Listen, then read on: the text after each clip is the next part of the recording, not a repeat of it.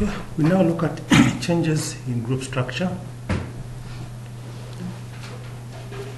The acquisitions that we've looked at so far has been where you simply make one-off purchase.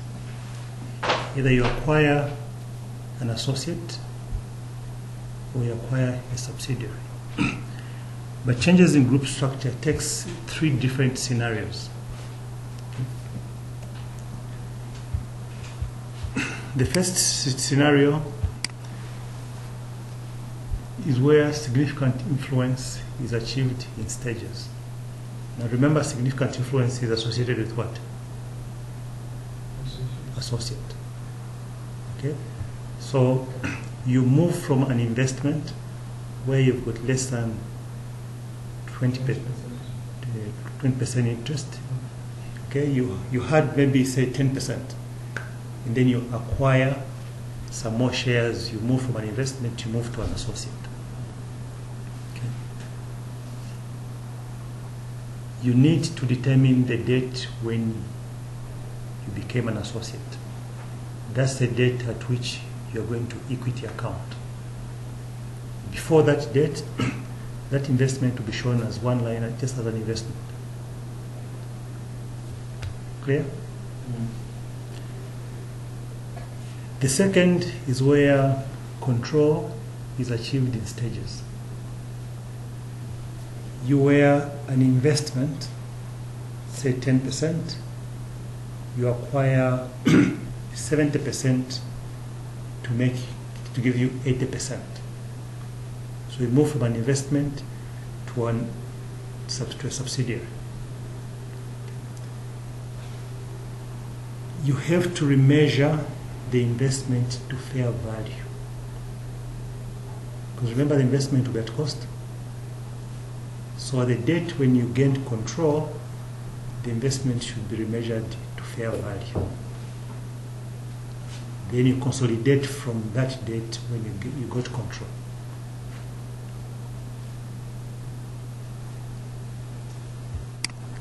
Clear? Again, remember,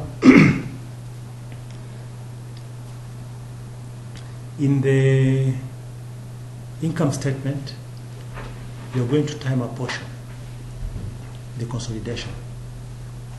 In the income statement, you only consolidate the number of months that this subsidiary was in your control.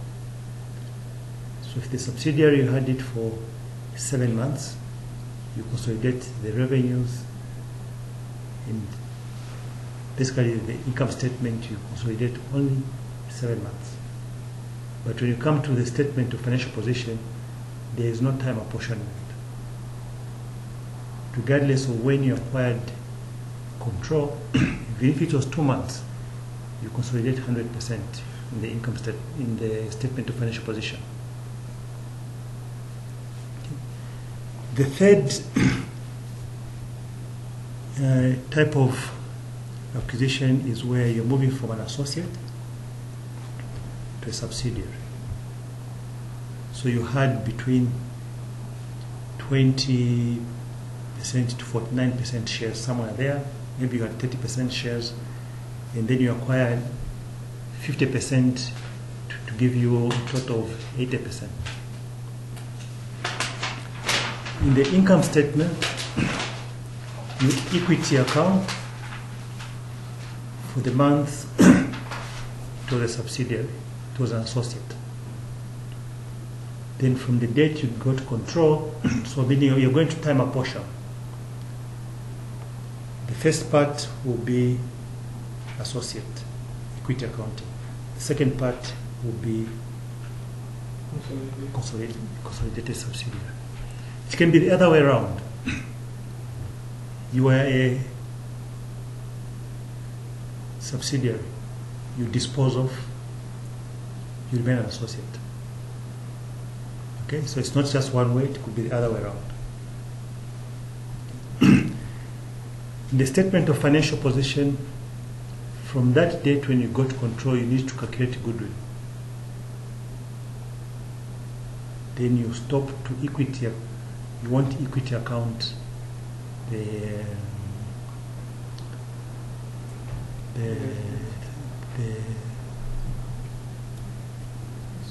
associate. You consolidate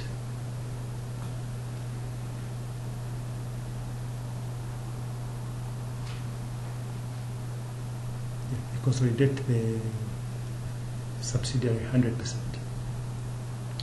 But you have to remeasure that investment in associate. Okay? Remember that your investments grow in two ways.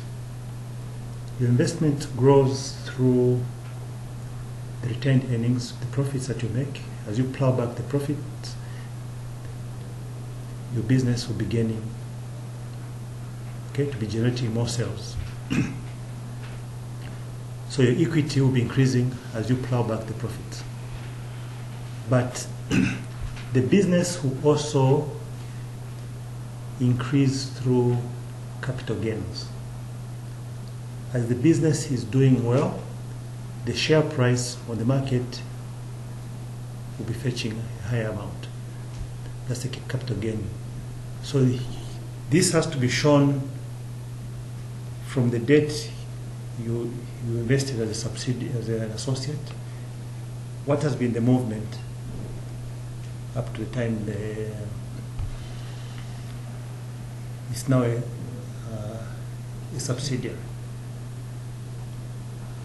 Okay, so you need to bring in those fair value movements to include them in the calculation of goodwill at the date you get control.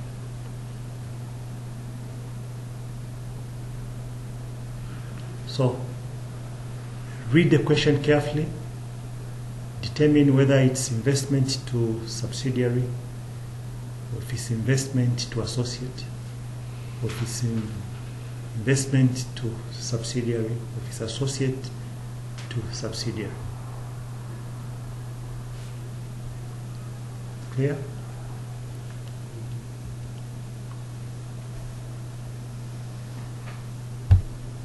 So when computing the goodwill, that interest which you had before you gained control, you have to bring it in. So meaning you have to add it to the consideration that you're paying at the point you're gaining control. Clear? Could you repeat that? Let's take you had an associate. You paid an amount for the associate. Okay? So you bought that 30%. So the value of the 30% at fair value should be brought into the computation of the goodwill, plus the amount that you've paid to gain control. The two, you add them together. So the fair value of the associate is part of the consideration? Yes, it comes in as part of the consideration when you're computing the goodwill. Yes. Because remember, you have to let go of the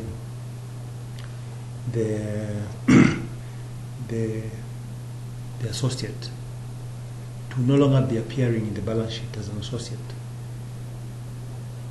Okay, so you have to bring it to the side to the computation of the goodwill.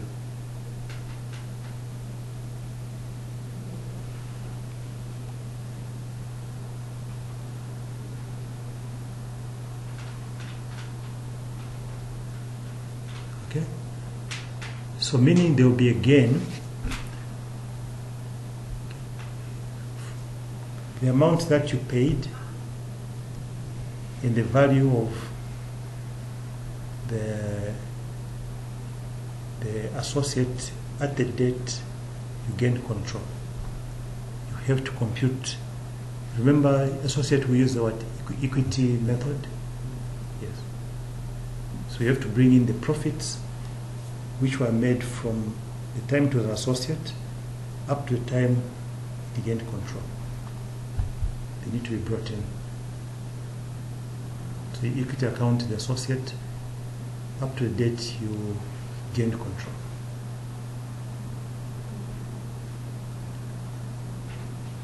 Clear? So, the gain or loss which will result because of that increase should be recognized in profit or loss.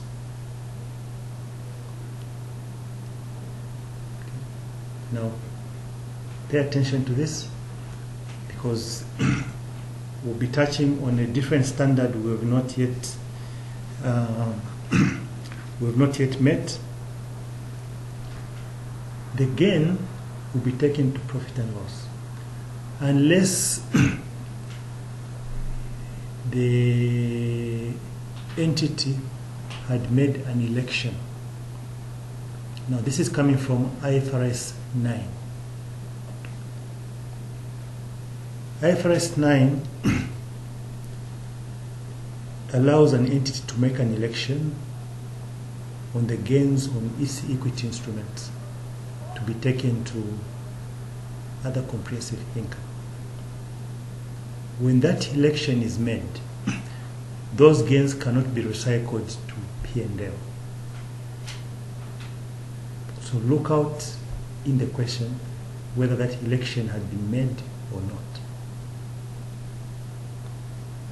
We'll touch on that when we come to look at this standard, at this particular standard, IFRS 9, financial instruments. We will go into details. But for now, just look out in the question whether an election had been made to take gains to OCI. Then it means they remain in OCI. But if the election was not made, then the gain will be taken to P&L.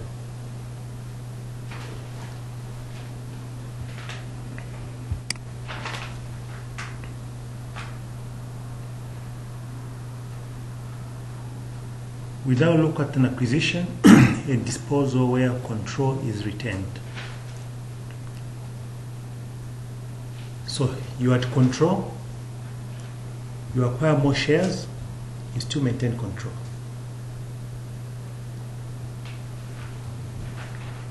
What you compute a movement between in the parent's equity. There are two calculations which are extremely important, where you lose control and where you don't lose control.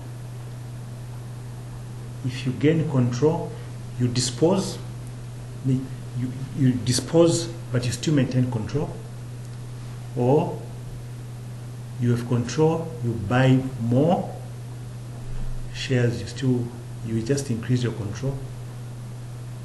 We compute an adjustment to parent's equity.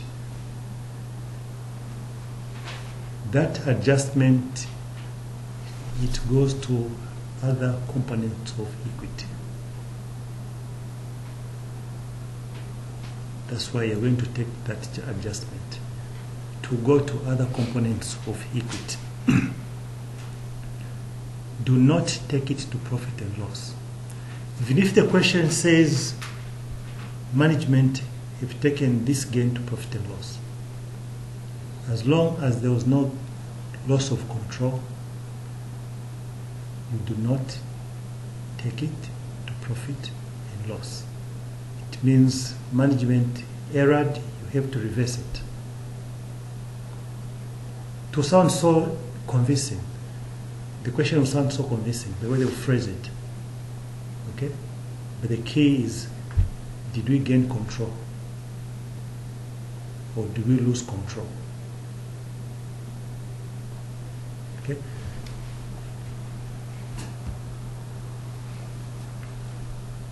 So, I'll give you the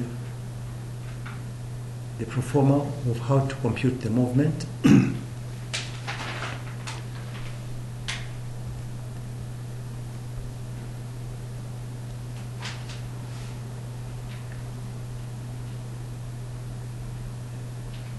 Then There is also a disposal where control is lost. You had a subsidiary, you dispose of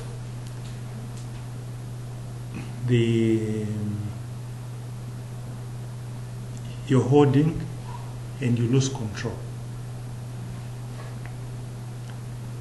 In the P&L, you're going to consolidate up to the date that you lost control. And because you have lost control, you have to compute a gain or loss on disposal. This gain or loss on disposal is the one which goes to the profit and loss.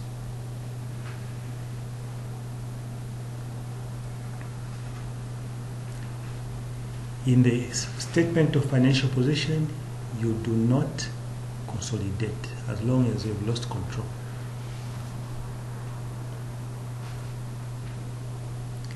You do not consolidate as long as you have lost control.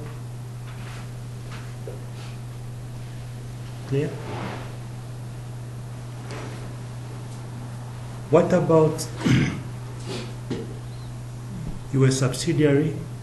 You dispose of part, you lose control, but you remain as an associate.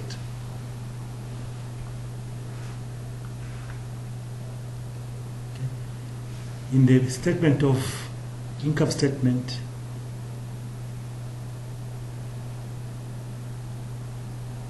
you are going to consolidate up to the date you lost control. After that, you are going to account that as an associate. Basically, you show the share of the profits.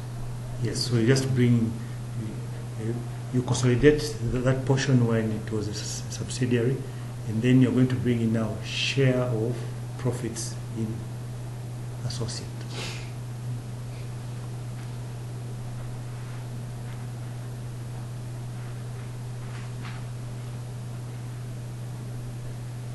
In the statement of financial position, you are going to equity account. Again, we've looked at equity accounting, right? That's your share remaining plus the investment in the associate plus your share of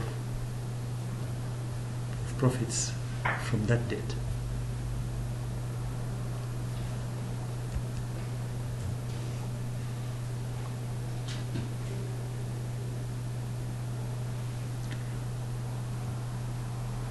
Then you may also be faced with a subsidiary to investment.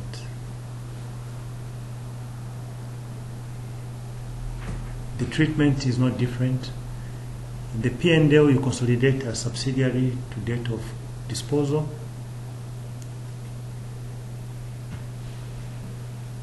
You show your profit or loss on disposal. You show the fair value changes. Now, since you are an investment, it means you'll be receiving what? Dividends. So you show the dividends now. From that date onwards, you just show any dividends which you receive. In the statement of financial position, you account as an equity instrument under IFRS 9. We will come and look at the standard in more detail later on.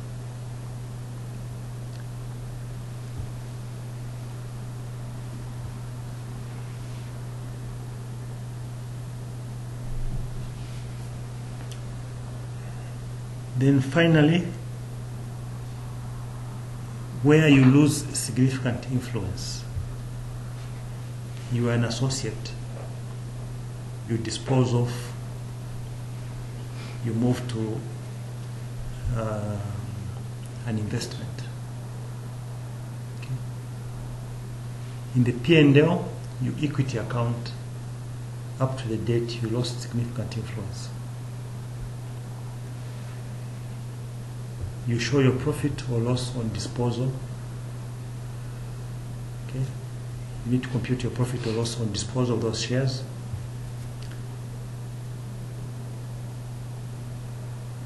You show the fair value changes, and thereafter, because it's an investment, you don't equity account, but you account for dividends. The statement of financial position, the fair value of, you're going to show the fair value of the investment remaining after losing significant influence. Then you account for the investment under IFRS 9.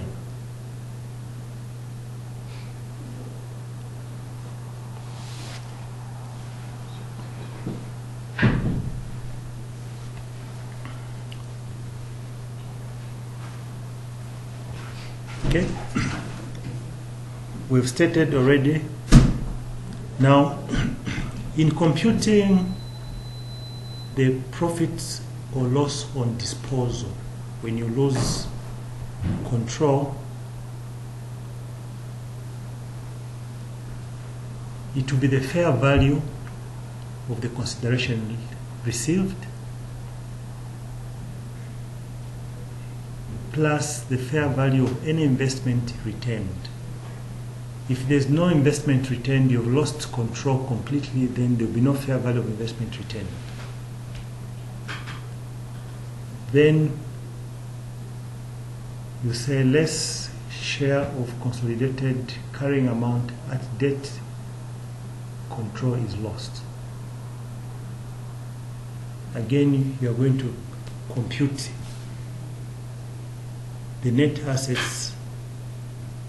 So from the date that it was a subsidiary, you acquired it as a subsidiary, you need to compute the gains, the movements in between up to the date that you lost control.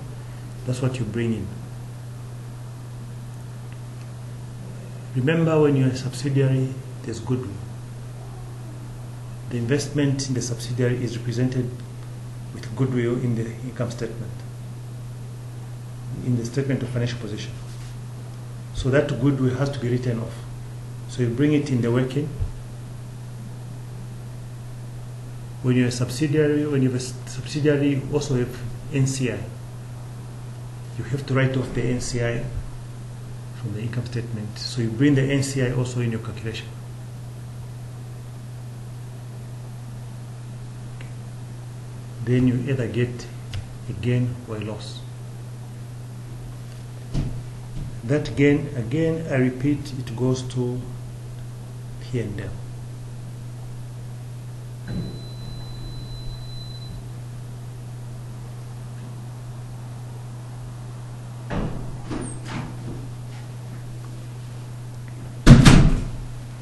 So this formula applies for when you're going from subsidiary to associate?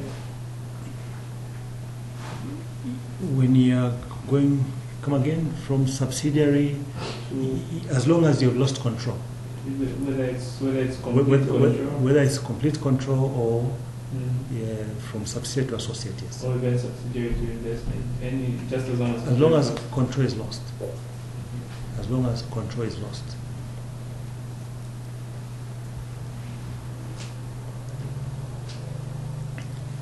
Then remember, when we introduced consolidation, we said in the separate financial statements, IAS 27, the investment in subsidiary is held at what? At cost. Okay? The consolidated accounts is the second accounts that you prepare. Remember I mentioned that? We said IAS 27 requires that you prepare the first set of accounts which shows your investment using IFRS 9 at cost. Then the second statement is where you consolidate the accounts. So when you've lost control, that investment also you need to do what? Has to be written off in your separate financial statements. So we are going to compute also there a profit or loss, so which is calculated as the fair value of the consideration received less the carrying amount of investment disposed of.